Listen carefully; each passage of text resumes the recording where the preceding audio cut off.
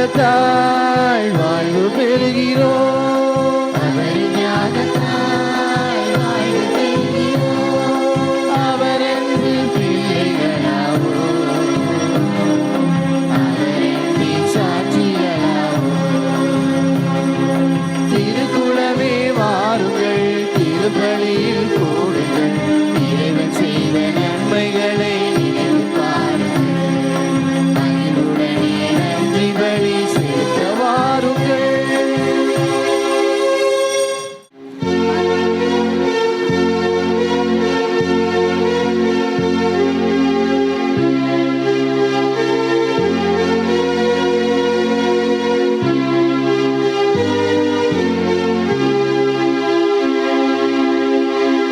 மங்கள ஆரத்தி எடுத்துமை அழைத்தோம். குருகுலமே வருக, குருகுலமே வருக.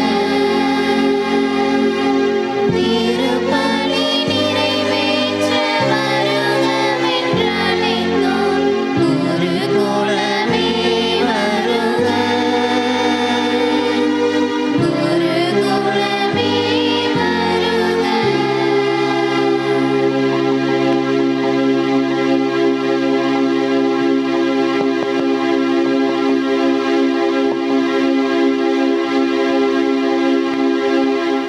மங்கள ஆரத்தி எடுத்துமை அழைத்தோம்.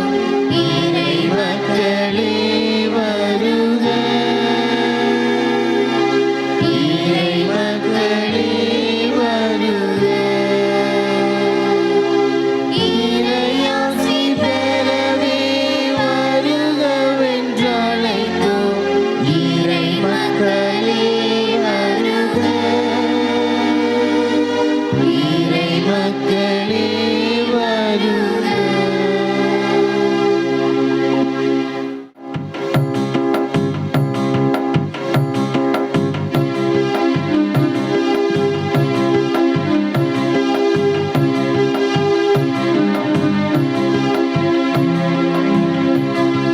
நேற்றும் இன்றும் என்றும் மாறிடாத தேவன் தன்னையே பலியாக தருகிறார்.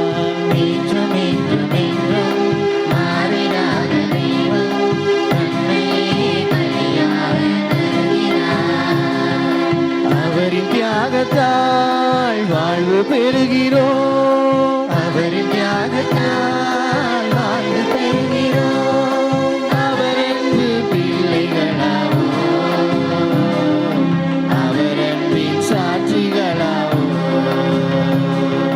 திருக்குலமே வாருங்கள், திருப்பலியில் கூடுங்கள், இறைவன் செய்த நன்மைகளை நினைத்து பாருங்கள். மகிழ்வுடனே நன்றி பலி செலுத்த வாருங்கள்.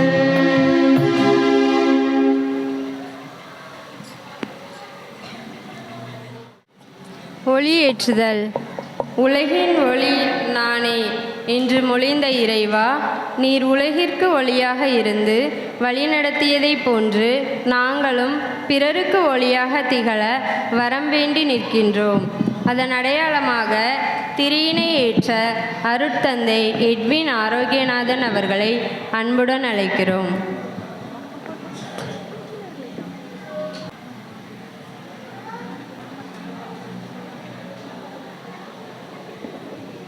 ஆண்டவரே, நீரே என் விளக்கு, என் இருளை ஒளிமயமாக்குகிறீர் என்ற வார்த்தைக்கேற்ப நீர் எங்களை வாழ்வின் இருளை அகற்றி ஒளியினை ஏற்ற வரம் வேண்டுகிறோம். அடையாளமாக திரியினை ஏற்ற அருட்தந்தை நவீன் அவர்களை அன்புடன் அழைக்கிறோம்.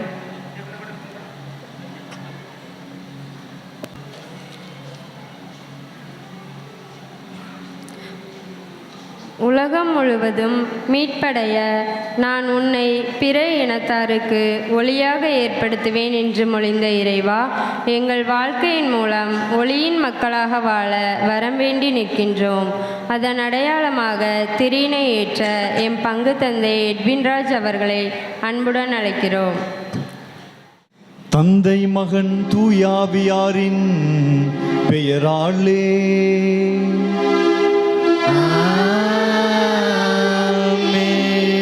நம் ஆண்டவராகிய இயேசு கிறிஸ்துவின் அருளும் கடவுளின் அன்பும் தூயாவியாரின் நட்புறவும் உங்கள் அனைவரோடும் இருப்பதாக.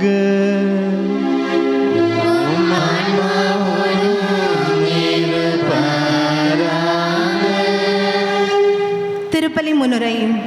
இறையேசுவில் பிரியமானவர்களே, நம் ஊரின் பாதுகாவலர் புனித சவேரியாரின் 2ஆம் நவநாள் திருப்பலியில் பங்கேற்க வந்துள்ள உங்கள் அனைவரையும் புனித அந்தோணியார் அன்பியத்தின் சார்பாக அன்புடன் வரவேற்கிறோம்.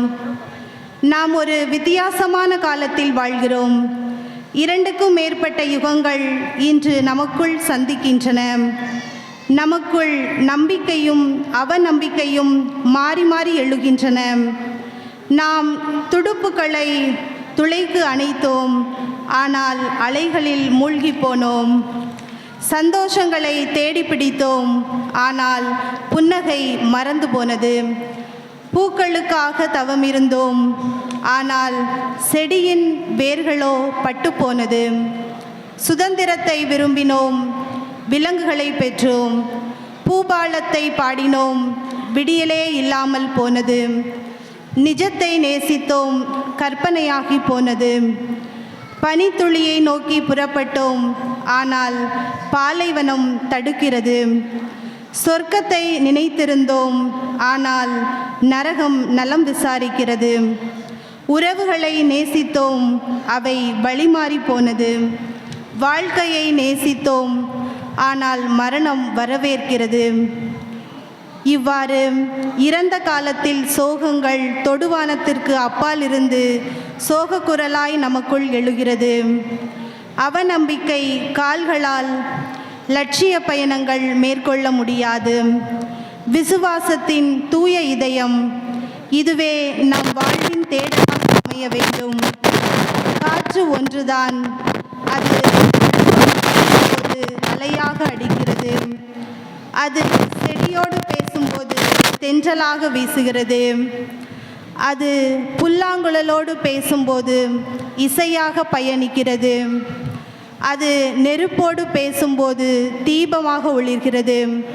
அதுபோல இயேசுவின் அன்பு வார்த்தைகள் நமது வாழ்க்கை அனுபவங்களோடு பேசும்போது விசுவாசத்தின் தூய இதயம் நம்மில் மிளிரும். மனிதநேய மறுப்புகள் நிறைந்த இந்த நவீன உலகம் ஆழ்நிலையில் ஒரு வெறுமையை சுமந்து கொண்டிருக்கிறது. அறிவு வளர்ச்சி, உணர்வு வளர்ச்சி, ஆன்மீக வறட்சியால் தவித்து கொண்டிருக்கிறது. விசுவாசத்தின் தூய இதயத்தோடு தன் வாழ்க்கையை பயணித்த புனித சவேரியாரின் அடிச்சுவடுகளை பின்பற்றி இணைவோம் இத்திருப்பலியில். திருப்பலியை தகுந்த முறையிலே ஒப்புக்கொடுக்க நாம் செய்த குற்றங்களை நினைத்து பார்ப்போம், அவற்றிற்காக மனம் வருந்துவோம்.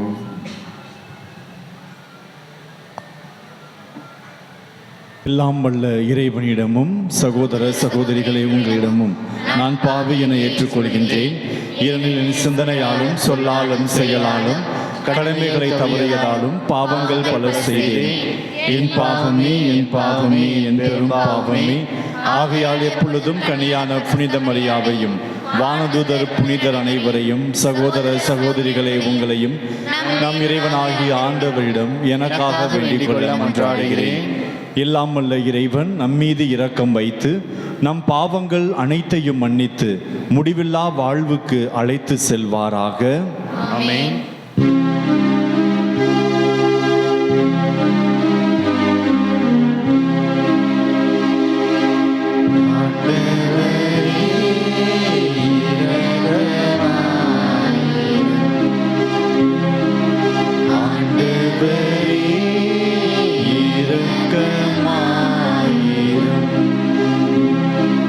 கிறிஸ்துவே இரக்கமாயிரும்.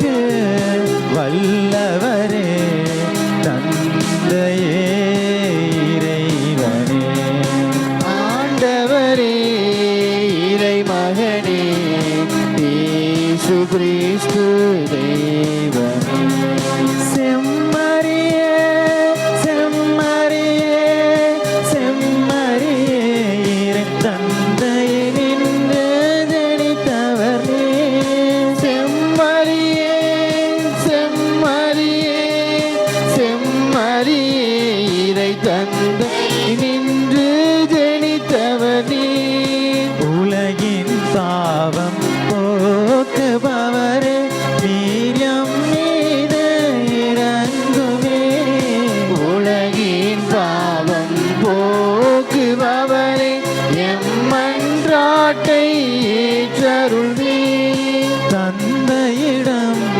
வலப்புறத்தில் வீற்றிருக்கும் மீட்பரே இறங்குமையா எம் மீது இயேசு கிறிஸ்து தெய்வமே தூயவர் தூயவர் தூயவர் ஐயா நீ ஒருவரே ஆண்டவர் தூயவர் தூயவர் தூயவர் ஐயா நீர் ஒருவரே ஆண்டவர் நீர் ஒருவரே உன்னத பரிசுத்தாவி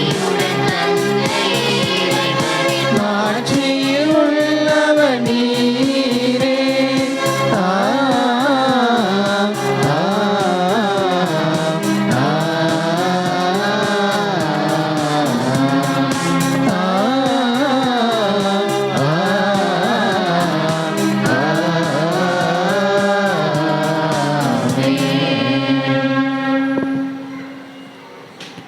ஜெபிப்போமாக. என்றும் வாழும் எல்லாம் வல்ல இறைவா,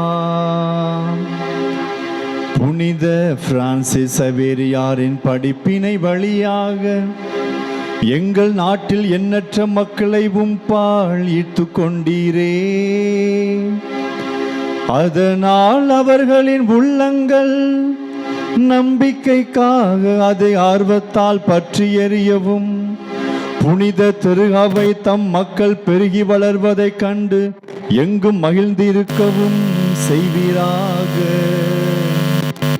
உம்மோடு தூய ஆவியாரின் ஒன்றிப்பில் இறைவனாய் என்றென்றும் வாழ்ந்து ஆட்சி செய்கின்ற அவர் வழியாக உம்மை மன்றாடுகின்றோம்.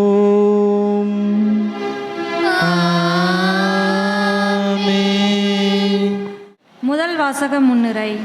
அன்று இறைவனோடு உறவற்றவர்களாகவும் தீஞ்செயல்கள் செய்பவர்களாகவும் விளங்கிய கொலேசியரை ரோபியாகவும் மாசற்றவர்களாகவும் ஆக்குவதற்கு கடவுள் தம் மகனது சாவின் வழியாக அவர்களை தம்மோடு ஒப்புரவாக்கினார். அதன் மூலம் நற்செய்தியை பெற்றுக்கொண்ட மக்கள் நம்பிக்கையோடு நிலைத்திருந்து அதன்படி வாழவும் நற்செய்தியை பரப்புவர்களாகவும் விளங்க அழைக்கும் திருத்தூதர் வாசகத்திற்கு செவி கொடுப்போம். முதல் வாசகம். கடவுள் உங்களை தம்மோடு ஒப்புரவாக்கினார். திருத்தூதர் பவுல் கொலேசியருக்கு எழுதிய திருமுகத்திலிருந்து வாசகம். அதிகாரம் 1, இறை வசனங்கள் 21 முதல் 23 முடிய. சகோதர சகோதரிகளே, முன்பு நீங்கள் இறைவனோடு உறவற்றவர்களாய் இருந்தீர்கள். அவரை பகைக்கும் உள்ளம் உடையோராய் தீச்செயல்கள் புரிந்து வந்தீர்கள். இப்பொழுது நீங்கள் தூயவராகவும் மாசற்றவராகவும் குறை சொல்லுக்கு ஆளாகாதவராகவும் தம்முன் விளங்குமாறு ஊனுடல் எடுத்த தம் மகனது சாவின் வழியாக கடவுள் உங்களை தம்மோடு ஒப்புரவாக்கினார். நீங்கள் நற்செய்தியை கேட்டு பெற்றுக்கொண்ட எதிர்நோக்கை இழந்துவிடாமல் நம்பிக்கையை அடித்தளமாக கொண்டு அதில் உறுதியாக நிலைத்திருங்கள். அனைத்திற்கும் நற்செய்தி பறைசாற்றப்பட்டுள்ளது. பவுலாகிய நான் இந்நற்செய்தியை அறிவிக்கும் திருத்தொண்டன் ஆனேன். ஆண்டவர் வழங்கும் அருள்வாக்கு.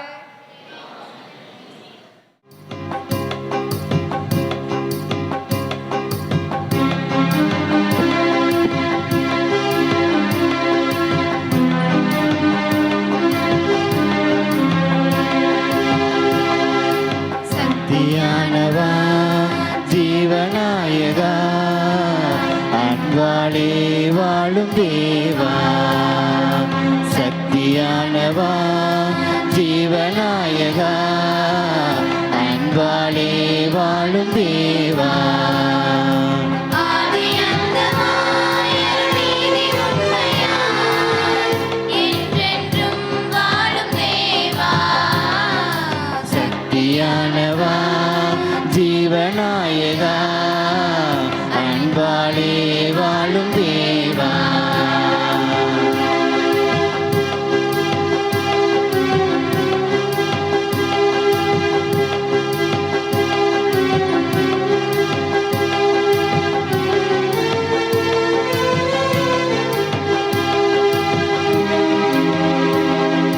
மக்கள் யாவரும் அன்பில் அக்களிக்கவா அக்களிக்கவா அன்பில் அக்களிக்கவா அச்சமின்றியே வாழ்வில் ஒத்துழைக்கவா ஒத்துழைக்கவா வாழ்வில் ஒத்துழைக்கவா திக்கணைத்துமே உண்மை எதிரொலிக்கவா எதிரொலிக்கவா உண்மை எதிரொலிக்கவா யுத்தம் நீங்கியே அமைதி உதிக்க செய்யவா உதிக்க செய்யவா அமைதி உதிக்க செய்யவா பூமி எங்குமே நெஞ்சம் யாவும் தங்கியே அன்பாலே வாழும் தேவா சக்தியானவா ஜீவநாயகா அன்பாலே வாழும் தேவா.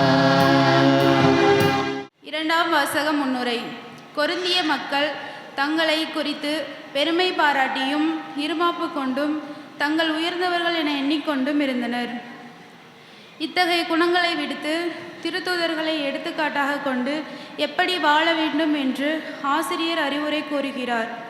உங்களுள் பெரியவனாக இருக்க விரும்புபவன் சிறியவனாகவும் முதல்வனாக இருக்க விரும்புபவன் கடையவனாகவும் இருக்கட்டும் என்ற இயேசுவின் கூற்றுப்படி திருத்தூதர் எவ்வாறு வாழ்ந்தனர் என்றும் நீங்கள் என்னை போலாகுங்கள் என்றும் திருத்தூதர் பவுல் கூறும் வாசகங்களுக்கு செவி கொடுப்போம். இரண்டாம் வாசகம். பட்டினியோடும் தாகத்தோடும் ஆடையின்றியும் இருக்கிறேன். திருத்தூதர் பவுல் கொரிந்தியருக்கு எழுதிய முதல் திருமுகத்திலிருந்து வாசகம். அதிகாரம் 4 இறை வார்த்தைகள் 6 முதல் 15 வரை. சகோதர சகோதரிகளே, உங்கள் பொருட்டு என்னையும் அப்பல்லோவையும் எடுத்துக்காட்டாக கொண்டு இவற்றை கூறினேன். ஏனெனில் எழுதியுள்ளதற்கு மேல் போகாதே என்பதன் பொருள் எங்களை பார்த்து கற்றுக்கொள்ளுங்கள். ஒருவரை ஆதரித்தும் மற்றவரை எதிர்த்தும் செயல்படாதீர்கள். இருமாப்பு கொள்ளாதீர்கள்.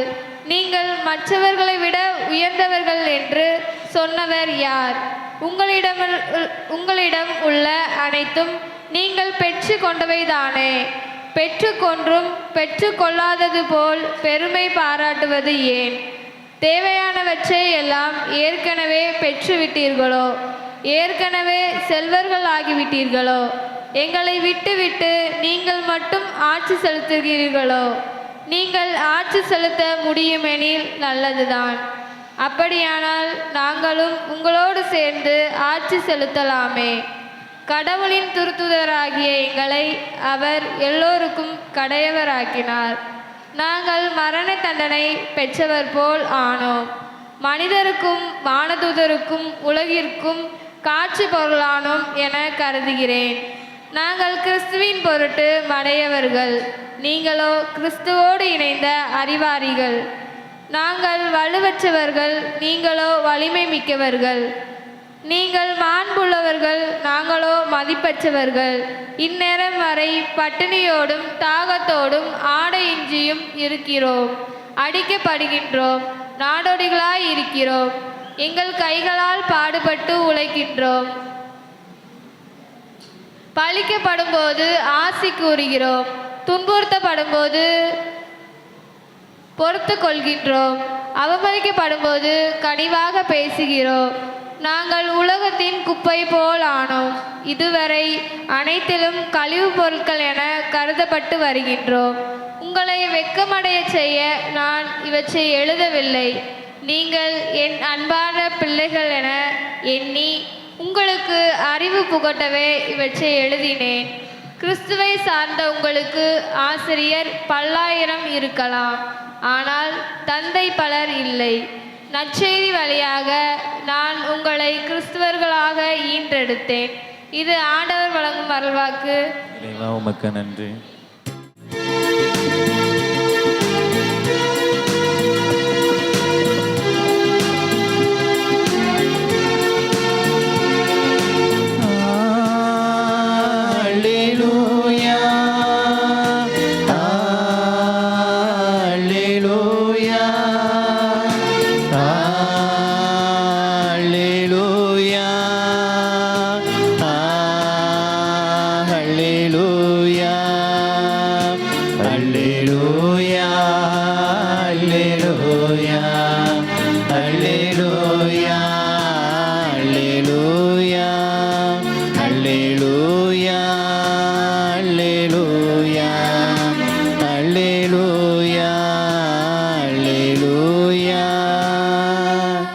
வலியும் உண்மையும் வாழ்வோம் நானே,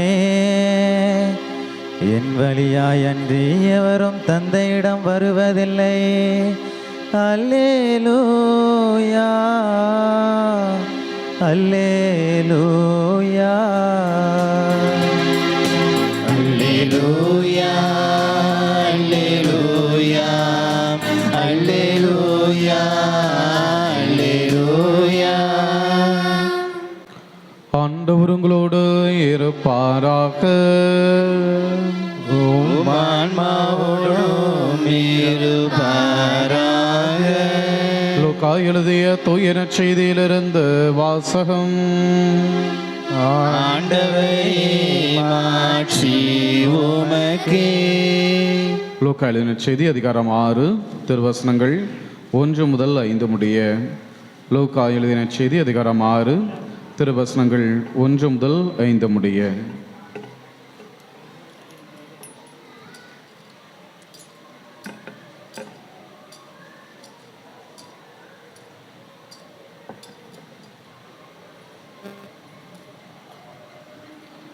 ஒரு ஓய்வு நாளில் இயேசு வயல்வெளியே செல்ல நேர்ந்தது.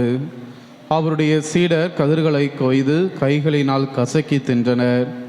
பரிசேயருள் சிலர், ஓய்வு நாளில் செய்யக்கூடாததை நீங்கள் செய்வது ஏன் என்று கேட்டனர். அதற்கு இயேசு மறுமொழியாக, தாமும் தம்முடன் இருந்தவர்களும் பசியாய் இருந்தபோது தாவீது செய்ததை குறித்து நீங்கள் வாசித்தது இல்லையா? அவர் இறை இல்லத்திற்குள் சென்று குருக்கள் மட்டுமே அன்றி வேறு எவரும் உண்ணக்கூடாத அர்ப்பண அப்பங்களை தாம் உண்டதோடு மட்டுமன்றி தம்மோடு இருந்தவர்களுக்கும் கொடுத்தார் அல்லவா என்று கூறினார். மேலும் அவர்களிடம், ஓய்வு நாளும் மானிட மகனுக்கு கட்டுப்பட்டதே என்றார். ஆண்டவரின் அருள்வாக்கு. இயேசுவே உமக்கு புகழ்.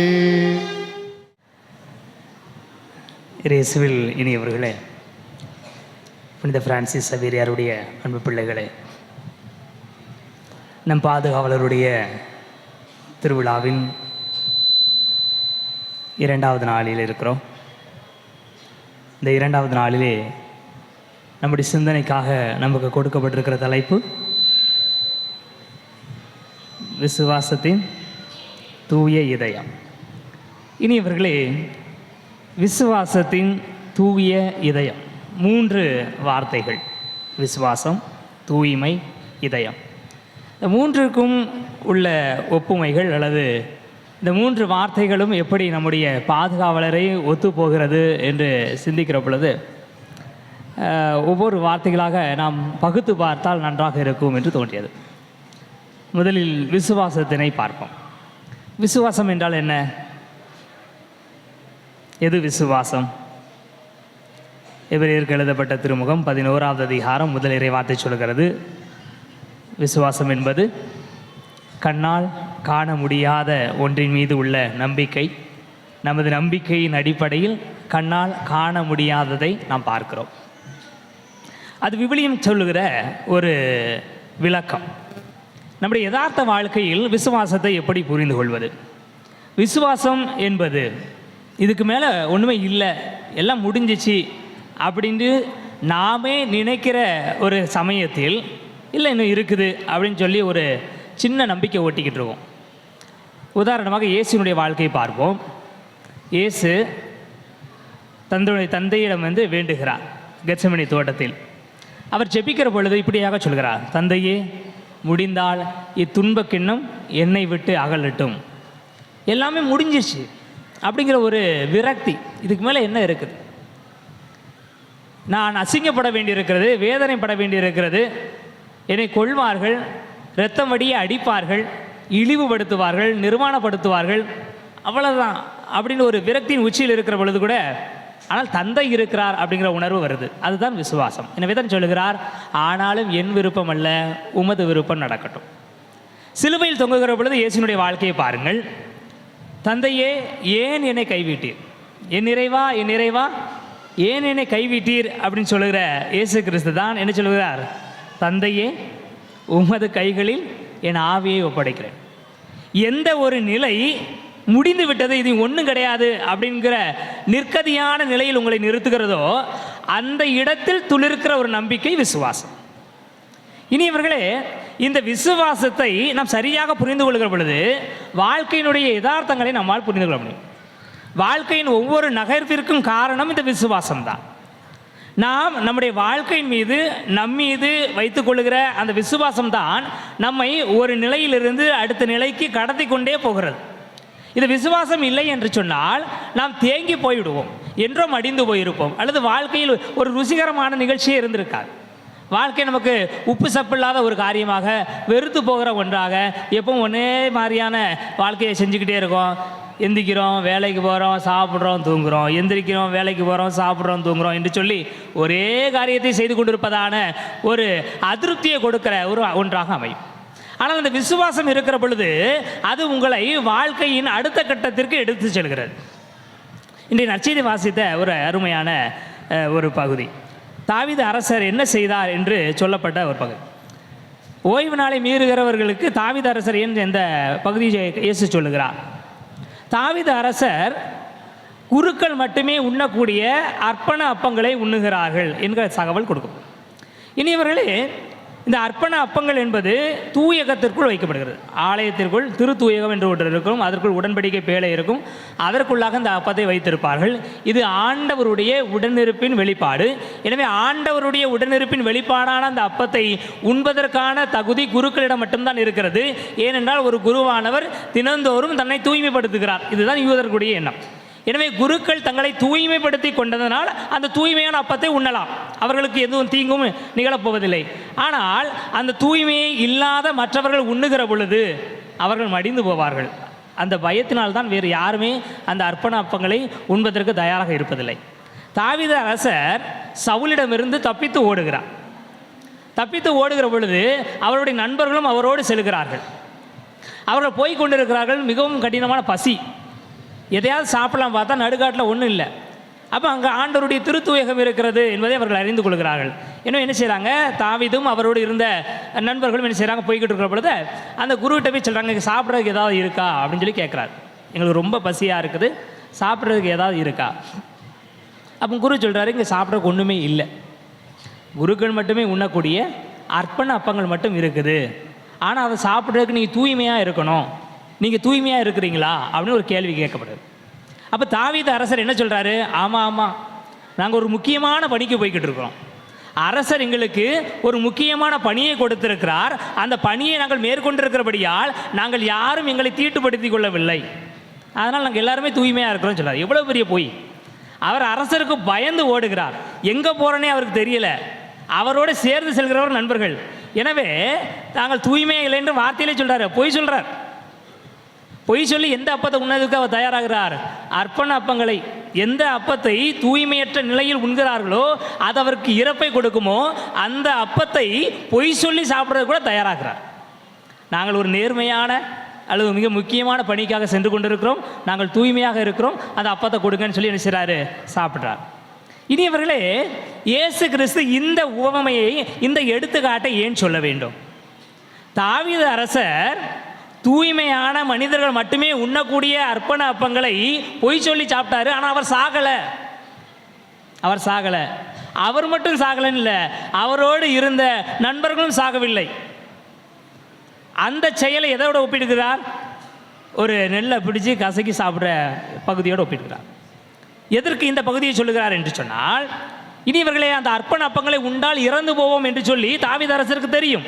ஆனால் அவர் எந்த நம்பிக்கை அதை உண்டார்? நான் இப்போ சாக கிடக்கிறேன், எனக்கு எதையாவது சாப்பிடணும், நான் சாப்பிட்றதுக்கு உணவு கேட்குறேன், உணவு இல்லை. கடவுள் என்ன புரிஞ்சுக்கிட மாட்டாரா? இந்த நிலைமையில் அவன் பொய் சொல்கிறான்னா அவன் என்னை உண்பதற்காக தான் பொய் சொல்கிறானே தவிர பொய் சொல்லி சாப்பிட்றதுக்காக இல்லை. அவன் உண்மையில் இறந்து போவான்.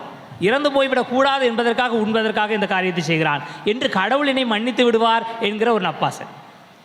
விசுவாசத்தை பற்றி நான் சொன்னேன்ல, வாழ்க்கையில் முடிஞ்சு போச்சு, இனிமேல் ஒன்றுமே இல்லை அப்படின்னு நிலையில இல்லை, இன்னும் கொஞ்சம் வாய்ப்பு இருக்குமா அப்படிங்கிற ஒரு நப்பாசை தான் விசுவாசம். அப்போ ஒரு பொய் சொல்லி அல்லது தூய்மையற்ற நிலையில் அது அர்ப்பண அப்பங்களை உண்டால் இறந்து போவோம் என்று தெரிந்த பிறகு கூட தாவீது அரசர் அந்த அப்பத்தை உண்கிறார் என்று சொன்னால் அது ஆண்டவர் மீது அவர் கொண்ட விசுவாசம். இவ்வளவு தூரம் ஆண்டவரை அவர் நம்பியனால் தான் விவிலியம் சொல்கிறது, என் நெஞ்சத்திற்கு நெருக்கமானவனாக தாவீதை கண்டேன் என்று கடவுள் சொல்கிறார். இனியவர்களே, இதுதான் விசுவாசம். வாழ்க்கை முடிந்து விட்டது என்று ஒருபோதும் அது நினைக்க செய்யாது. எந்த மனிதரும் எந்த வித சூழ்நிலையில் வாழ்ந்து கொண்டிருந்தாலும் வாழ்க்கைக்கு இதுக்கு அடுத்த ஒரு நிலை இருக்கிறது, இதோடு முடிந்து விட்டது என்று சொல்லிவிடவே முடியாது. இது விசுவாசம். இரண்டாவது, தூய்மை. தூய்மைக்கான பண்பு என்பது உண்மைக்கான பண்பு, உண்மையான இயல்பிற்கான பண்பு. இனியவர்களே, தூய்மையாக வாழ்தல் என்று சொல்லுகிற பொழுது அது நமக்கு மிக பெரிய வார்த்தையாக தெரிகிறது. நீங்கள் தூயவராக இருக்கிறீங்களா அப்படின்னு ஒருத்தர் நம்மளை பற்றி கேட்டாங்கன்னா நம்ம என்ன செய்வோம்? வெட்கப்பட்டுருவோம். பொதுவாக நம்ம தவ காலங்கள்லையோ மற்ற சிறப்பு தியானங்கள்லையோ கலந்துக்கிறோம்னா முதல்ல எடுக்கிற சப்ஜெக்ட், முதல்ல எடுக்கிற பாடம் எதை பற்றி தான் இருக்கும்? பாவத்தை பற்றியே தான் இருக்கும். எந்த நீங்கள் ஜப கூட்டத்துக்கு போனாலும் சரி அல்லது தியானத்திற்கு போனாலும் சரி, தொடக்கத்தில் உங்களுக்கு எடுக்கப்படுகிற பாடம் பாவத்தை பற்றியது. எதுக்கு பாவத்தை பற்றி எடுக்கிறாங்க? எதுக்கு எடுக்கிறாங்க? ஏன் எல்லாருக்குமே ஒரு மனப்பான்மை உண்டு, நான் பாவி, என்கிட்ட தூய்மையே கிடையாது அப்படின்னு எல்லாருக்கும் எண்ணம் உண்டு.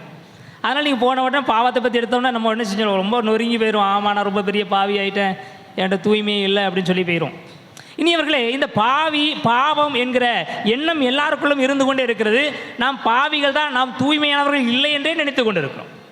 ஆனால் விவிலியம் என்ன சொல்லுகிறது?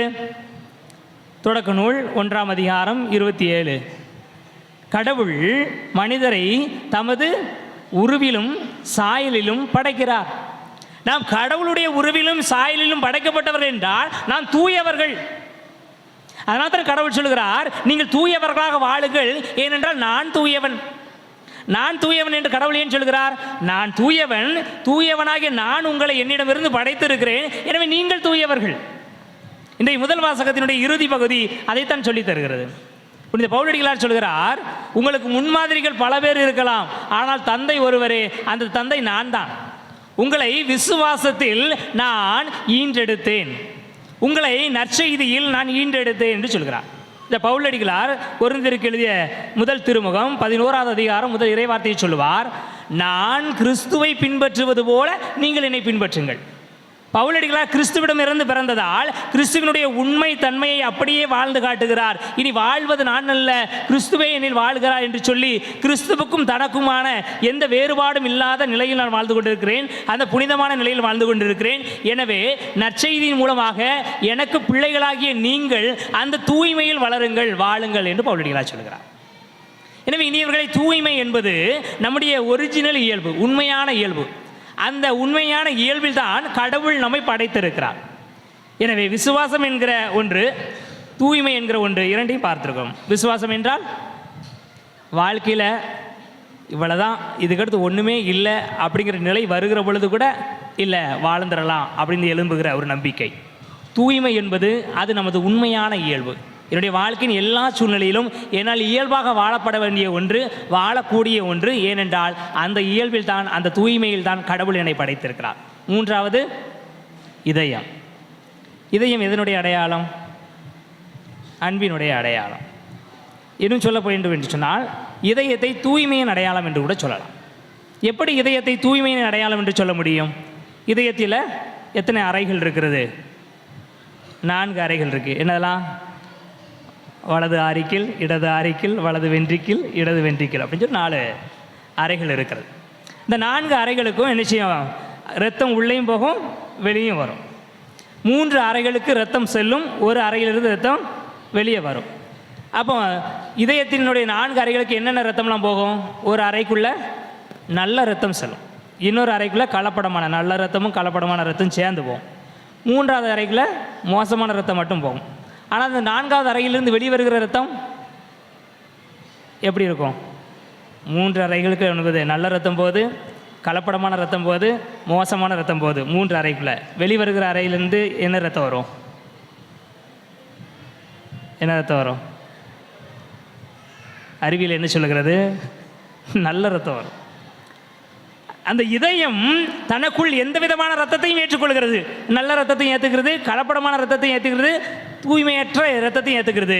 ஆனால் அது வெளியிடுகிற ரத்தம் தூய்மையான ரத்தம் மட்டும்தான். தனக்குள் வருகிற மோசமான ரத்தத்தையும் அது சுத்திகரிப்பு செய்து நல்லவையாக்கி வெளியேற்றுகிறது. அப்போ இதயம் தூய்மையின் அடையாளமாக இருக்கிறது. இனியவர்களே, இந்த 3 பண்புகளையும் ஒப்பிட்டு பாருங்கள். ஒன்று கடவுள் பண்பு. ஏன்னா எப்படிப்பட்ட மோசமான சூழ்நிலை இருந்தாலும் கடவுள் என்னை காப்பாற்றுவாருங்கிற விசுவாசம். ஏன் அந்த விசுவாசம்? என்றால் கடவுள் தூயவர், அந்த தூய்மையில் என்னை படைத்திருக்கிறார், நான் அவரை போல் இருக்கிறபடியாக அவர் என்னை காப்பாற்றி தான் ஆக வேண்டும். நான் பொய் சொல்லலாம், தாவீது மாதிரி பொய் சொல்லி என்ன செய்யலாம்? அர்ப்பண அப்பங்களை உண்ணலாம், ஆனால் கடவுள் என்னை கொல்ல மாட்டார். ஏன் கொல்ல மாட்டார்னா அதில் இருக்கிற நியாயம் ஆண்டவருக்கு தெரியும். நான் கடவுளுடைய பிள்ளை, நான் கடவுளுக்கு தீமைகளை செய்தாலும் கடவுள் அதை இதயம் போல் வாங்கி கொண்டு வெளியிடுகிற இரத்தத்தை தூய்மையாக்க கொடுப்பார். இந்த பண்பை நம்முடைய பாதுகாவலரிடம் பார்க்கலாம். சவேரியா ஏதோ ஒரு நாட்டில் பிறந்து ஏதோ ஒரு நாட்டிற்கு சென்று வாழ்கிறார். நம்ம நாட்டுக்கு போகும்போது அவருக்கு என்னென்ன மனப்பான்மைகள்லாம் இருந்திருக்கும்? ஒரு குழப்பமான மனப்பான்மை இருந்திருக்கும். பொதுவாகவே நல்லா வாழ்ந்துட்டு ஒரு மோசமான இடத்துக்கு போனால் நமக்கு என்ன வரும்? இப்போ நம்ம எல்லாம் சிட்டியில் வாழ்கிறீங்கன்னு வச்சுக்கோங்களேன், உங்களுக்கு எந்த குறைபாடும் இல்லாத ஒரு வாழ்க்கை, நல்ல சொகுசான வாழ்க்கை, 3 நேரமும் சாப்பாடு, நல்ல சாப்பாடு, நினச்ச நேரத்தில் தண்ணி, குளிக்கிறது கூட நல்ல தண்ணி தான், தண்ணிக்கு பஞ்சமே இல்லை. சரிங்களா? மொபைல் டவரு எப்பவுமே டவர் இருக்கும், சிக்னலில் பிரச்சனை கிடையாது, டிவி கனெக்ஷன் இருக்குது, மின்சாரம் தடைப்பட்டதே கிடையாது. என்னென்ன வேணுமோ பக்கத்துலேயே வாங்கிக்கலாம். என்னென்ன மளிகை சாமான் இருக்கலாம், விலை உயர்ந்த பொருட்களாக இருக்கலாம், வாசனை திரவியங்களாக இருக்கலாம். உங்களுக்கு நீங்கள் அலைச்சலே இல்லாமல் சொகுசாக வாழ்கிற ஒரு ஊரில் இருக்கிறீங்க. திடீர்னாக்கில் ஒரு கேம்புக்கு உங்களுக்கு போடுறோன்னு சொல்லிட்டு ஒரு 10 நாள் ஒரு கேம்பு கொண்டு போய் விட்றாங்க. நீங்கள் அந்த ஊருக்கு போன உடனே டவர் இல்லை. சரிங்களா? ஃபோனில் டவர்லாம் போயிடுச்சு. சரி, டவர் எங்கே போகுது? டவர்னால் ஒரு 2 மைல் தந்தீங்கன்னா டவர் கிடைக்கும் அப்படின்னு சொல்கிறாங்க. அப்படியா? சரி, டிவி பார்க்கலாமா? டிவி கேபிள் தான் இருக்குது, ஆனால் கேபிளில் அப்பப்போ கட் ஆயிரும். சரி, டிவி என்ன இருக்குது அப்படின்னா கலைஞர் டிவி இருக்குது, அந்த அரசு இலவச டிவி தான் இருக்குது. சரி, ஏதாவது பொருட்கள் வாங்கினா எங்கே போகிறது? டீ கடை ஏதாவது இருக்குமா? டீ கடை இருக்குது. எங்கே இருக்குது? அது 2 மைல் தாண்டி போனோம், அப்போ தான் டீ கடை இருக்கும். அவங்க ஒரு பலசரக்கு கூட கிடையாதா? எங்கள் வீட்டில் பெரிய பலசர கடை இருக்குது அப்படின்னு சொல்கிறாங்க. எந்த இடத்துல சொன்னால் நீங்கள் போகிற இடத்துல ஒரு பெஞ்சு போட்டு அந்த பெஞ்சு மேலே டப்பா வச்சுருக்குறாங்க. உங்களுக்கு என்ன தோணும்? எதுக்கு இந்த கேம்பு? இப்போ என்ன கெட்டு போச்சு? நான் நல்லா இருந்துட்டு இருந்தேன் என் ஊரில். ஒன்றும் இல்லை, ஒரு ஊரை சுற்றி பார்க்க போயிருக்கிறீங்க. அப்போது நாம் இருக்கிற இடத்தில் நல்லா சாப்பிட்டு நல்ல இயல்பாக மகிழ்ச்சியாக வாழ்ந்து கொண்டிருந்த நமக்கு திடீர்னாக்க ஒரு 10 நாளைக்கு தான், சரிங்களா, 10 நாள் கேம்புக்கு தான் மெதிச்சிக்கிறோம் போயிருக்கிறோம். இந்த அடிப்படையான வசதிகள் இல்லைன்னொன்னே நமக்கு எவ்வளோ கடுப்பாக இருக்கும், கஷ்டமாக இருக்கும். எந்த காரணமும் இல்லை, நம்ம போய் 10 நாள் ஒரு ஊரில் போய் இருந்துட்டு வர போகிறோம், அவ்வளோதான். சும்மா போய்கிட்டு வர்ற நமக்கே அது மிகப்பெரிய இடரலாக இருக்குது என்றால் ஒரு பணிக்கு என்று சொல்லி அனுப்பப்படுகிற நம்முடைய பிரான்சிஸ் சவேரியாருக்கு அது எப்படி இருந்திருக்கும்? மிகப்பெரிய பேராசிரியர், எல்லாரும் அவரை பார்த்து பிரமித்து போகிற அளவிற்கான அறிவையும் ஞானத்தையும் கொண்டவர். அவர் வகுப்படுத்தாருன்னா அப்படியே உட்காந்து கேட்பாங்க. அவரை எங்கள் ஊருக்கு வாங்க, எங்களுக்கு பாடம் நடத்துங்கன்னு சொல்லி ஒவ்வொரு கல்லூரியிலிருந்தும் அவர்களை அழைப்பார்கள். அவ்வளவு பெரிய ஞானி, மிகச்சிறந்த மனிதர். இப்போ அவருடைய வாழ்க்கையை பார்த்திங்கன்னா நல்ல செல்வந்தர், அவருக்கு எந்த குறையும் கிடையாது, ஒரு குறையுமே இல்லாத ஒரு மனிதர். துறவியானதே பெரிய விஷயம், துறவியானவர் கூட என்ன செய்கிறாங்க, ஒரு முக்கியமான பெரிய இடத்துக்கு அனுப்புகிறாங்க. திடீர்னு அந்த பிளானை மாற்றி என்ன செய்கிறாங்க, இந்தியான்னு ஒரு இடம் இருக்குது, நீ அங்கே போக வேண்டியவனுக்கு உடம்பு சரியில்லை. எப்படி இருந்திருக்கும்? அவனுக்கு உடம்பு சரியில்லைன்னா நான் நினச்சிருது நீங்கள் அனுப்ப வேற ஆள் அனுப்பிவிடுங்க, அல்லது 2 நாள் கழிச்சவன் அனுப்பிவிடுங்க அப்படின்னு சொல்லி நம்ம நினச்சிவோம், தப்பிச்சுக்க பார்ப்போம். எந்த ஒரு எண்ணமும் இல்லாமல் என்ன செய்கிறாரு, கிளம்பி போகிறார்.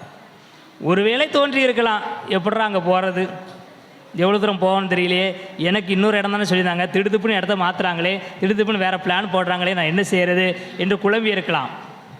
வாழ்க்கை எப்படி போகுதுன்னு தெரியலையே அப்படின்னு சொல்லி மருண்டு இருக்கலாம். ஆனாலும் அந்த வாழ்க்கையினுடைய தள்ளாட்டமான சூழ்நிலையில் ஆண்டவர் இருக்கிறார் என்று எழுதி இருக்கிறார் பற்றியெல்லாம், அது விசுவாசம். எந்த இடத்திற்கு போனாலும் என்ன, என்னை அழைத்தவர் ஆண்டவர், ஆண்டவருடைய பணியை நான் செய்ய போகிறேன். அது இடத்திற்கான கால சூழ்நிலை எப்படி இருக்கும், கலாச்சாரம் எப்படி இருக்கும், மொழி எப்படி இருக்கும், உணவு எப்படி இருக்கும் எனக்கு தேவையில்லை. அதை குறித்த கவலை எனக்கு இல்லை. வாழ்க்கை முடிந்துவிடக்கூடிய சூழ்நிலையிலும் ஆண்டவர் என்னை எழுப்பி விடுவார், ஆண்டவர் என்னை பாதுகாப்பார், ஆண்டவர் என்னை உயர்த்தி விடுவார், ஆண்டவர் அழைத்தார், ஆண்டவர் என்னை வழி நடத்தி செல்வார் என்கிற நம்பிக்கை, என்கிற விசுவாசம் தான் நம்முடைய பாதுகாவலர் அழைத்து வந்தது. இங்கே வருகிற பொழுது நமக்கு எப்படி ஒரு ஊருக்கு போனால் ஒரு விரக்தி ஏற்படுகிறதோ அதுபோல் ஒரு சூழ்நிலை இருக்கிறது. வறண்டு போன இடம், கலாச்சாரம் இல்லாத மனிதர்கள், ஒருவரை புரிந்து கொள்ள முடியவில்லை, அவருடைய மொழிகள் தெரியவில்லை, அவரை எப்படி அணுக வேண்டும் என்று தெரியவில்லை. இப்படிப்பட்ட சூழ்நிலையில் இருக்கிற மக்களை அவர் ஏற்றுக்கொள்கிறார். எல்லா மக்களுக்கும் ஞானஸ்தானம் கொடுத்து கொடுத்து கைகள் மறத்து போகிற அளவிற்கு அவர்களுக்கு திருமுழுக்கு கொடுக்கிறார். ஏனென்றால் அவர்களை மீட்டுவிட வேண்டும் என்கிற ஆசை. அந்த ஆசை எதிலிருந்து வருகிறது? தூய்மையான உள்ளத்திலிருந்து வருகிறது. நான் கடவுளால் அழைக்கப்பட்டேன், கடவுளால் அழைக்கப்பட்ட ஒரு வாழ்க்கைக்குள் இருக்கிறேன். இந்த வாழ்க்கையில் நான் தூய ஒரு பண்பை கடைபிடித்துக் கொண்டிருக்கிறேன். நான் தூய்மையாக இருப்பது போல இந்த மக்களும் தூய்மைக்குள் வந்து கடவுளை கண்டடைய வேண்டும். திருமுழுக்கு எல்லாரையும் அவர்களுடைய ஜென்ம பாவத்திலிருந்து கழுவி தூய்மைப்படுத்துகிறது. அந்த தூய்மையை நான் அவர்களுக்கு கொடுக்க வேண்டும் என்று சொன்னால், என் கைகள் வலித்தால் என்ன, என் கைகள் மறத்து போனால் என்ன, நான் திருமுழுக்கு கொடுப்பேன் என்று சொல்லி அவர் கொடுப்பதற்கான காரணம் என்ன? அவர் பெற்றுக்கொண்ட தூய்மையை, அவர் வாழ்ந்த தூய்மையை இன்னொருவருக்கு கொடுத்ததுதான் காரணம். எனவே இனியவர்களே, யார் அந்த விசுவாசத்தினுடைய தன்மையை உணர்ந்து வாழுகிறார்களோ, யார் நான் தூயவரான கடவுளால் படைக்கப்பட்டவன், அதனால் தூய்மையாக வாழ்கிறவன் என்று உணர்ந்து கொள்கிறார்களோ, அவர்கள் தான் தூய்மையான இதயத்தை கொண்டிருக்க முடியும், தூய்மையான விசுவாசத்தை கொண்டிருக்க முடியும். கடவுளுடைய நம்பிக்கையின் அடிப்படையில், கடவுளுடைய வாழ்க்கையின் தன்மையின் அடிப்படையில், விழுமையின் அடிப்படையில் வாழ முடியும். நம்முடைய பாதுகாவலர் அதை வாழ்ந்து காட்டினார். அதே விசுவாசத்தோடு, அதே தூய்மையான உள்ளத்தோடு வாழும்படியாக நமக்கும் அழைப்பு விடுக்கிறார். அவரை போல வாழ்வோம். ஆண்டவருடைய அருளையும் ஆசீர்வாதத்தையும் நிரம்ப பெற்றுக்கொள்வோம். அனைவரும் எழுந்து நின்று நம்முடைய ஜெபங்களையும் விண்ணப்பங்களையும் ஆண்டவருடைய பாதத்திலே சமர்ப்பித்து ஜெபிப்போம். நிறைவாயம் திரு அவையை வழிநடத்தும் திருத்தந்தை, ஆயர்கள், குருக்கள், கன்னியர்கள் மற்றும் பொதுநிலையரை ஆசீர்வதியும். தாங்கள் சொல்லாலும் செயலாலும் பணி செய்யவும், பணிவாழ்வில் அவர்களுக்கு ஏற்படும் இன்னல்களை வெற்றியுடன் சந்திக்கவும் மரமருள புனித சவேரியார் வழியாக இறைவா உம்மை மன்றாடுகிறோம். ஆண்டவரே, எங்கள் மன்றாட்டை கேட்டருளும். அன்பின் இறைவா, எம் ஊரில் வாழும் அனைத்து குடும்பங்களையும் பாதம் அர்ப்பணிக்கின்றோம். தங்கள் வாழ்வில் வரும் துன்ப துயரங்களில் உம்மையை பற்றி வாழவும், எல்லா வளமும் நலமும் பெற்று உம்மிலே நினைக்கவும் மரமருள புனித சவேரியார் வழியாக இறைவா உம்மை மன்றாடுகிறோம். ஆண்டவரே, எங்கள் மன்றாட்டை கேட்டருளும். நீதியின் அரசரே எம் இறைவா, எம் நாட்டை ஆளும் நாட்டு தலைவர்களை ஆசீர்வதியும். மக்கள் நலனில் அக்கறை கொண்டு நல்ல திட்டங்களை வகுக்கவும், நாட்டில் எங்கும் அமைதி நிலவும் பரமருள புனித சவேரியார் வழியாக இறைவா உம்மை மன்றாடுகிறோம். ஆண்டவரே, எங்கள் மன்றாட்டை கேட்டருளும்.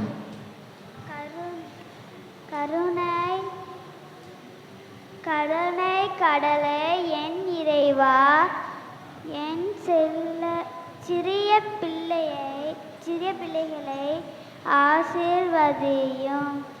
பிள்ளைகள் படிப்பிற்காகவும் நல்ல உடல்நலத்திற்காகவும்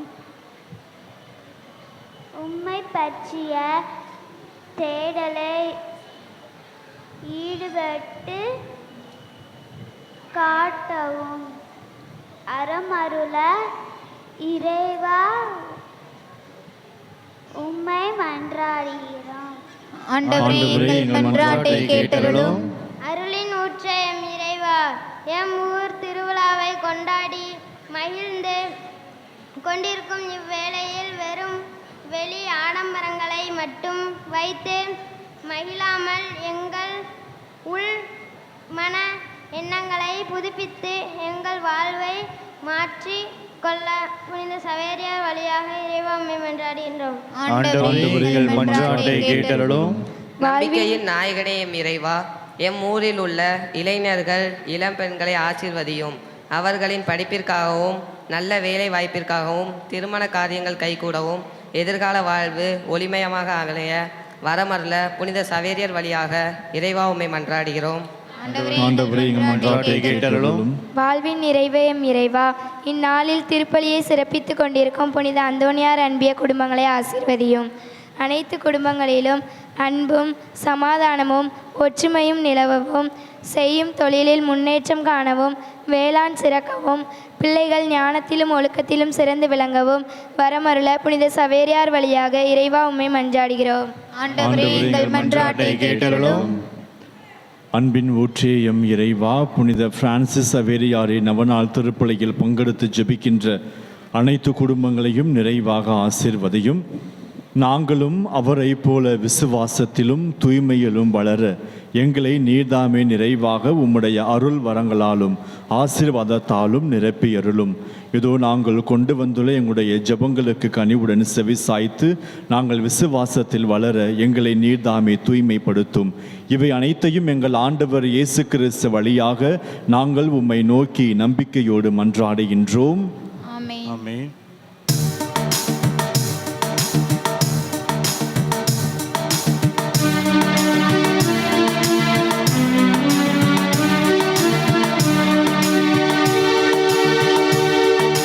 தெய்வீக வழியில் உறவாடும் தெய்வமே, தெய்வீக வழியில் உறவாடும் தெய்வமே, உன்னோடு பலியாக நானும் இணைகின்றேன். காணிக்கை ஏற்றிடுவார், காணிக்கை ஏற்றிடுவார். தெய்வீக வழியில் உறவாடும் தெய்வமே.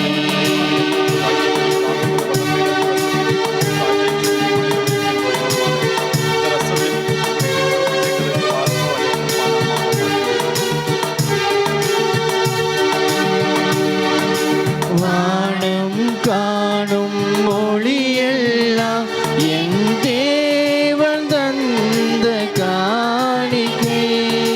வானம் காணும் மொழியெல்லாம் என் தேவன் தந்த காணிக்கை, மேகம் சிந்தும் துளியெல்லாம் எம் தேவன் தந்த காணிக்கை. மேகம் சிந்தும் துளியெல்லாம் என் தேவன் தந்த காணிக்கை.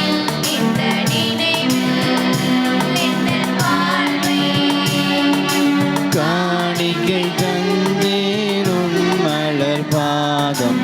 தெய்வீக வழியில் உறவாடும் தெய்வமே.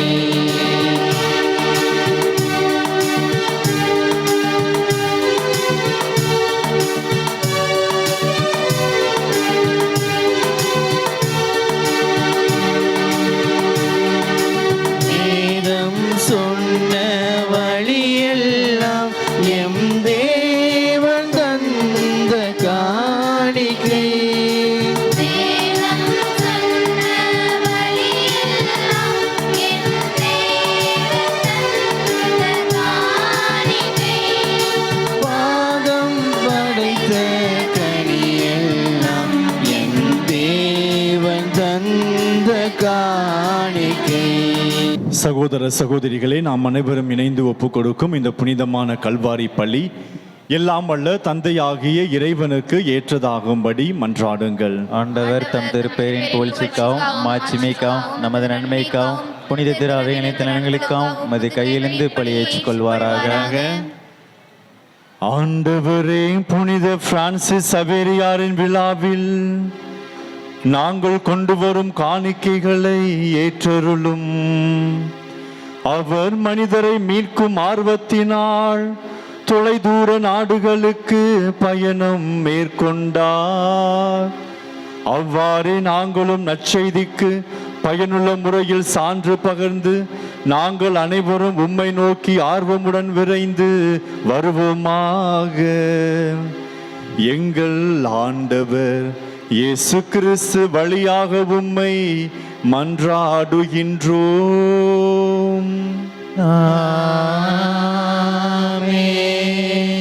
ஆண்டவர் உங்களோடு இருப்பாராக.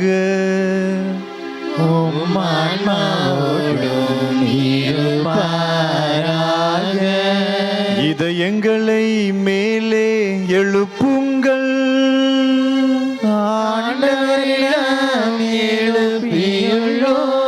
நம் இறைவனாகிய ஆண்டவருக்கு நன்றி கூறுவோம்.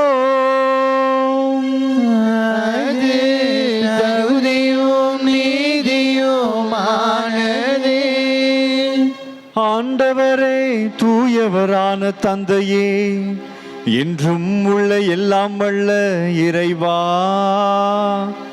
எந்நாளும் எவ்விடத்திலும் நாங்கள் உமக்கு நன்றி செலுத்துவது மெய்யாகவே தகுதியும் நீதியும் ஆகும். எங்கள் கடமையும் மீட்புக்குரிய செயலுமாகும். ஏனெனில் புனித பிரான்சிஸ் சவேரியாரின் வியப்புக்குரிய நற்செய்தி அறிவிப்பாள் உமது திரு அவை என்றும் புதிய ஆற்றலுடன் பலன் தரும்படி உருவாக்கி உமது அன்பினால் எங்களுக்கு நீர் நிறைவாக அளித்தீர்.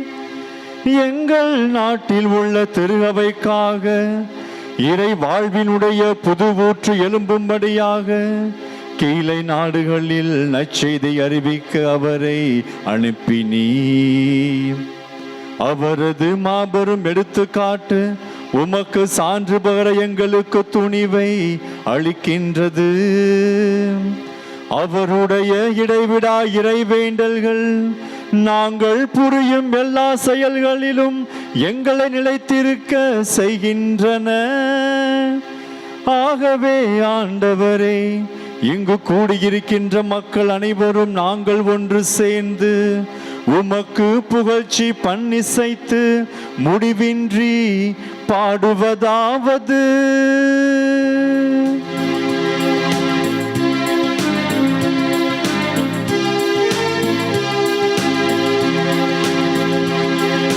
தூயவர் தூயவர் தூயவர் வான்படைகளின் கடவுளாம் ஆண்டவர். விண்ணகமும் மண்ணகமும் உமது மாட்சியால் நிறைந்துள்ளன. உன்னதங்களிலே ஓசன்னா, உன்னதங்களிலே ஓசன்னா. ஆண்டவர் பெயரால் வருகிறவர் ஆசி பெற்றவர். உன்னதங்களிலே ஓசன்னா, உன்னதங்களிலே ஓசன்னா.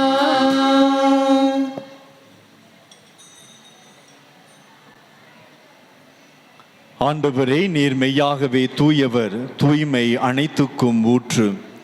ஆகவே உம்முடைய ஆவியை பொழிந்து இக்காணிக்கைகளை தூய்மைப்படுத்த உம்மை வேண்டுகின்றோம்.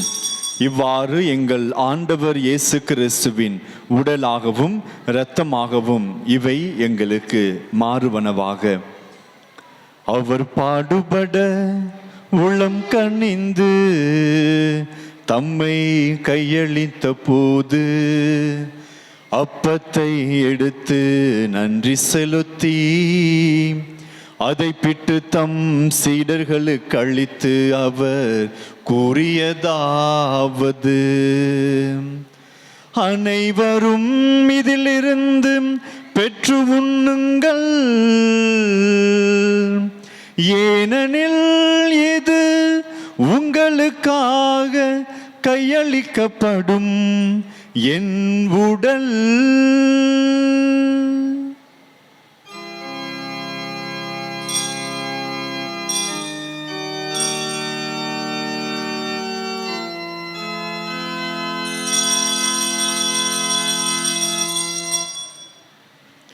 அவ்வண்ணமே இரவு விருந்தை அருந்திய பின் கிண்ணத்தையும் எடுத்து மீண்டும் உமக்கு நன்றி கூறி தம் சீடர்களுக்கு அளித்து அவர் கூறியதாவது: அனைவரும் இதிலிருந்து பெற்று பருகுங்கள், ஏனெனில் இது புதிய நிலையான உடன்படிக்கைக்குரிய என் இரத்தத்தின் கிண்ணம். இது பாவ மன்னிப்புக்கென்று உங்களுக்காகவும் பலருக்காகவும் சிந்தப்படும். இதை என் நினைவாக செய்யுங்கள்.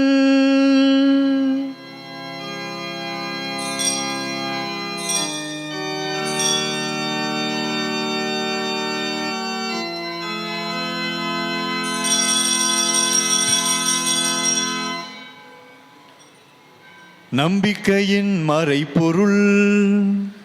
ஆண்டவரே, நீர் வருமளவும் உமது இறப்பினை அறிக்கையிடுகின்றோம், உமது உயிர்ப்பினையும் எடுத்துரைக்கின்றோம். ஆகவே ஆண்டவரே, நாங்கள் கிறிஸ்துவின் இறப்பினையும் உயிர்ப்பினையும் நினைவு கூர்ந்து வாழ்வு தரும் அப்பத்தையும் மீட்பளிக்கும் கிண்ணத்தையும் உமக்கு ஒப்பு கொடுக்கின்றோம்.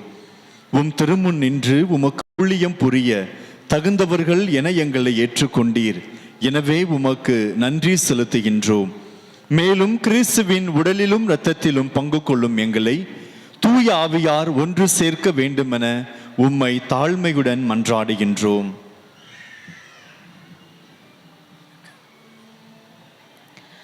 ஆண்டவரே, உலகெங்கும் பரவி இருக்கும் அது திரு அவையை நினைவு கூர்ந்தருளும். எங்கள் திருத்தந்தை பிரான்சிஸ், எங்கள் ஆயர் அந்தோனிசாமி, எல்லா திருநிலையினராகிய அனைவரோடும் உமது திரு அவையை அன்பில் நிறைவு பெறச் செய்தருளும்.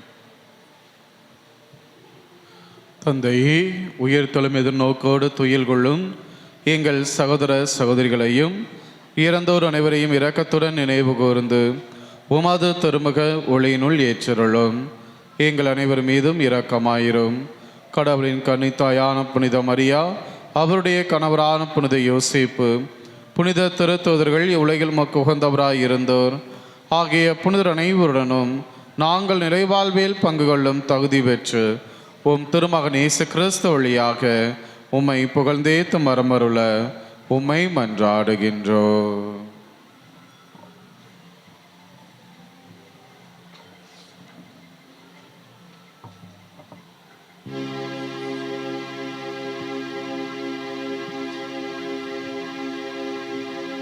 இவர் வழியாக இவரோடு இவரில் எல்லாம் வல்ல இறைவனாகிய தந்தையே,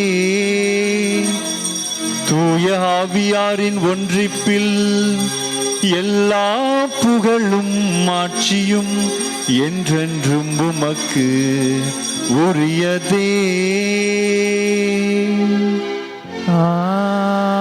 ஆமென், ஆமென், ஆமென். மீட்பரின் கட்டளையால் கற்பிக்கப்பட்டு இறை படிப்பினையால் பயிற்சி பெற்ற நாம் துணிந்து பாடுவோம். விண்ணுலகில் இருக்கிற எங்கள் தந்தையே, உமது பெயர் தூயதென போற்றுக, உமது ஆட்சி வருக, உமது திருவுளம் விண்ணுலகில் நிறைவேறுவது போல மண்ணுலகிலும் நிறைவேறுக. எங்கள் அன்றாட உணவை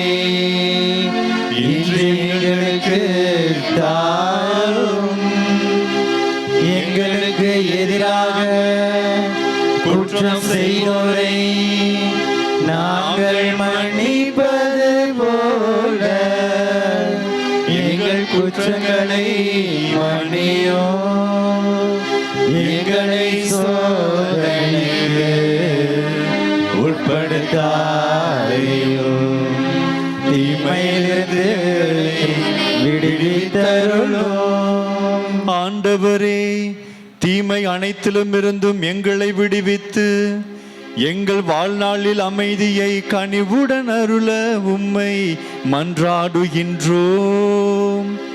உமது இரக்கத்தின் உதவியால் நாங்கள் பாவத்திலிருந்து எப்போதும் விடுதலை பெற்று யாதொரு கலக்கமுமின்றி நலமாயிருப்போமாக. நாங்கள் எதிர்நோக்கி இருக்கும் பேரின்பத்துக்காகவும் எம் மீட்பராகிய இயேசு கிறிஸ்துவின் வருகைக்காகவும் காத்திருக்கின்றோம். ஏனெனில் ஆட்சியும் வல்லமையும் மாட்சியும் என்றென்றும் உமதே. ஆண்டவரே இயேசு கிறிஸ்துவே, அமைதியை உங்களுக்கு விட்டு செல்கின்றேன், என் அமைதியையே உங்களுக்கு அளிக்கின்றேன் என்று உம் திருத்தூதர்களுக்கு மொழிந்தீரே. எங்கள் பாவங்களை பாராமல் உமது திரு அவையின் நம்பிக்கையை கண்ணோக்கி உமது திருவுள்ளத்துக்கு ஏற்ப அதற்கு அமைதியையும் ஒற்றுமையும் அளித்தருள்வீராக. என்றென்றும் வாழ்ந்து ஆட்சி செய்கின்றவர் நீரே.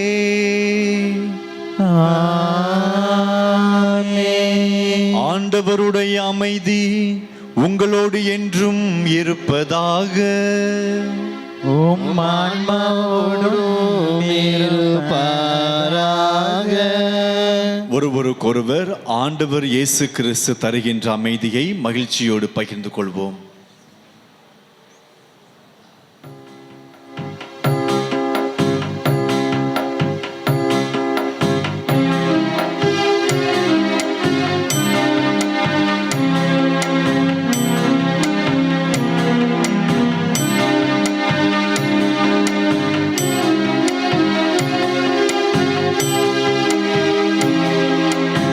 உலகின் பாவம் போக்கும் இறைவனின் செம்மறியே, எம்மேல் இரக்கம் வையும். உலகின் பாவம் போக்கும் இறைவனின் செம்மறியே, எம்மேல் இரக்கம் வையும். உலகின் பாவம் போக்கும் இறைவனின் செம்மறியே, எமக்கு அமைதி அருளும், எமக்கு அமைதி அருளும்.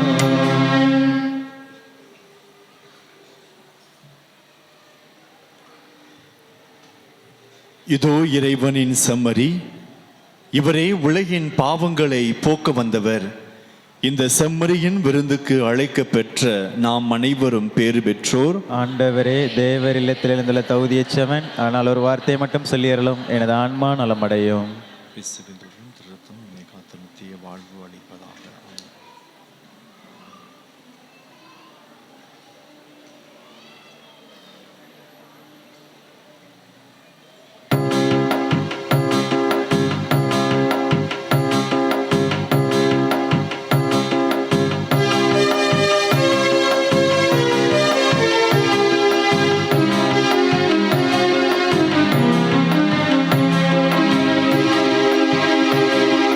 விருந்து கொண்டாட, திருவிருந்து கொண்டாட இயேசு அழைக்கிறார், நம் ஈசர் அழைக்கிறார். விருந்து கொண்டாட, திருவிருந்து கொண்டாட, இயேசு அழைக்கிறார், நம் ஈசர் அழைக்கிறார். இறையாட்சி விருந்து நம்மை உறவாக்கும் விருந்து, இறையாட்சி விருந்து நம்மை உறவாக்கும் விருந்து. விருந்து கொண்டாட, இயேசு அழைக்கிறார் நம் நேசர் அழைக்கிறார்.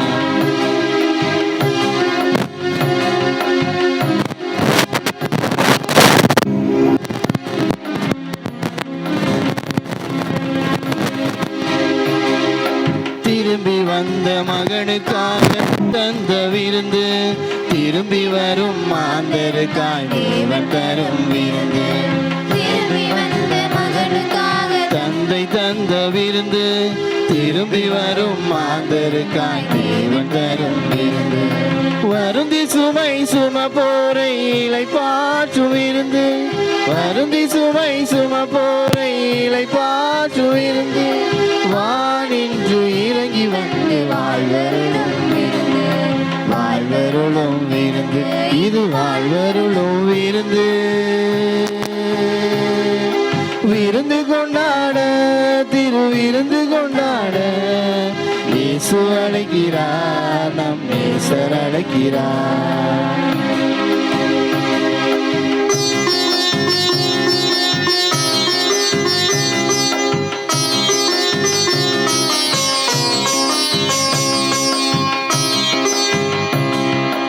இறைவாக்கை வாழ்வாக்க ஆற்றல் தரும் விருந்து, இருள் சூழும் பயணத்திலே ஒளியூட்டும் விருந்து.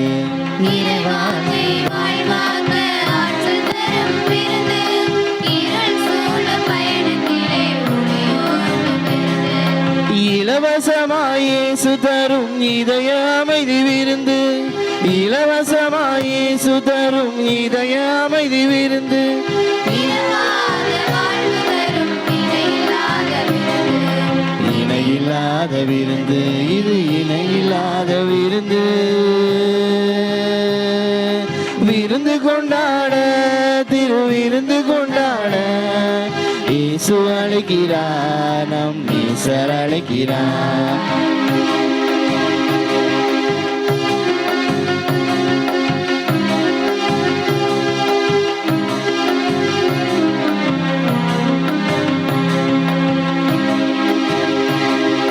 திரும்பி வந்த மகனுக்காக தந்தை தந்த விருந்து, திரும்பி வரும் மாந்தருக்காய் தேவன் தரும் விருந்து.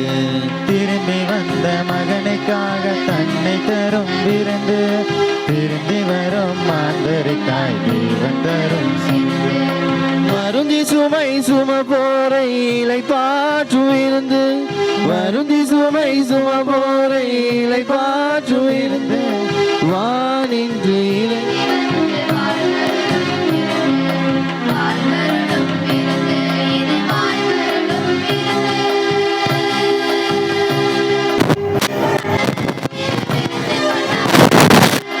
இயேசு அழைக்கிறார் நம் நேசர் அழைக்கிறார்.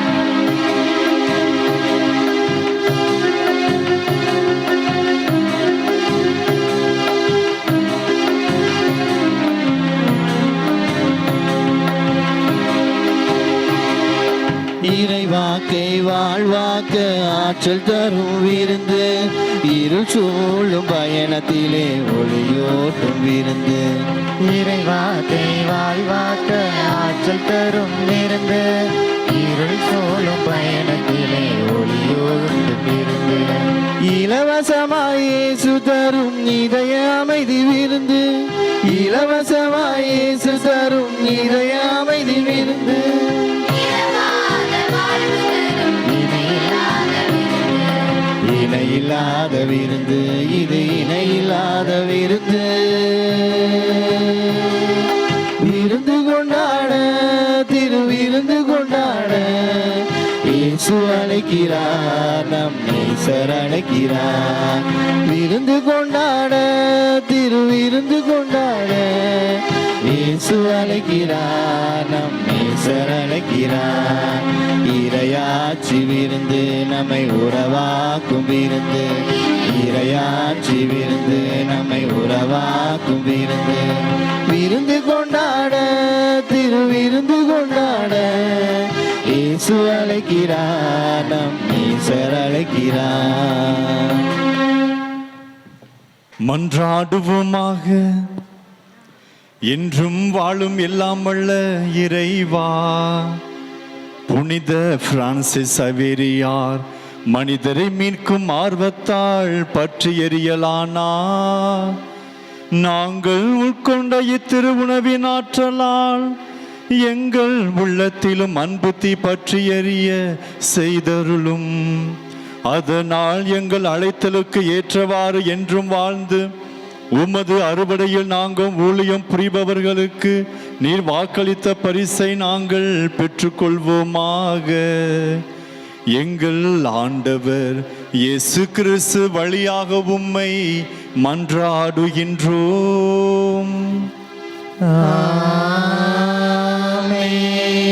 ஆண்டவர் உங்களோடு இருப்பாராக. ஆன்மாவோடும் இருப்பதாக.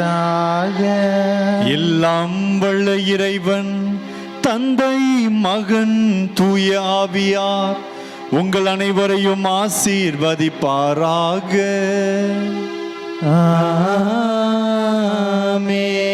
சென்று வாருங்கள், திருப்பலி நிறைவேறிற்று. இறைவா உமக்கு நன்றி.